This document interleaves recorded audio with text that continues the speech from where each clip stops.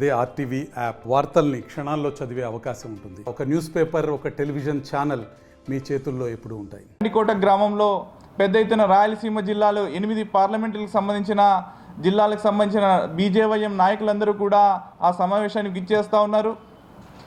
ముఖ్యంగా ఈ సమావేశానికి ముఖ్య కారణం భారతీయ జనతా పార్టీ 2014లో అధికారంలోకి వచ్చిన తర్వాత నరేంద్ర మోడీ గారి సారథ్యంలో ఏదైతే ప్రభుత్వంలో ఉన్నటువంటి యువతకు సంబంధించిన అనేక సంక్షేమ పథకాలను ఈ రోజున ప్రవేశపెట్టడం జరిగింది.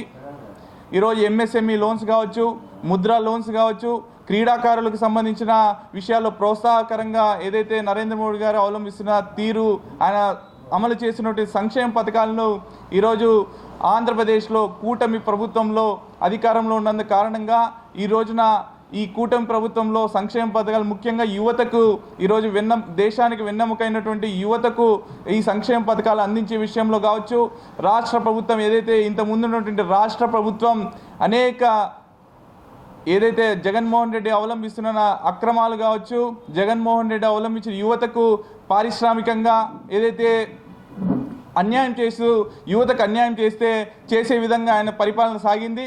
ఖచ్చితంగా ఈరోజు రాయలసీమలోని యువతకు మేలు జరగాలనే ఉద్దేశంతో భారతీయ జనతా యువమోర్చా రాయలసీమ విభాగం సంబంధించి అనేక నిర్ణయాలు తీసుకోబోతున్నాం. ఈరోజు యువతకు సంబంధించి రాయలసీమలో పరిశ్రమలు కావచ్చు, పరిశ్రమల ఏర్పాటుకి రాయలసీమ యువజన విభాగం ఈ రోజున ప్రణాళిక రచించబోతా ఉంది.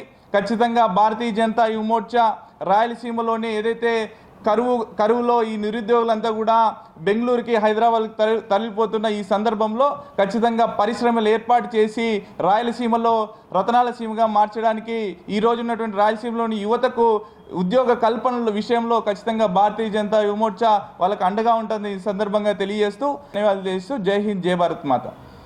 మరిన్ని వీడియోస్ కోసం ఛానల్ ని సబ్స్క్రైబ్ చేయండి. లేటెస్ట్ అప్డేట్స్ కోసం వాట్సాప్ ఛానల్ ని ఫాలో చేయండి.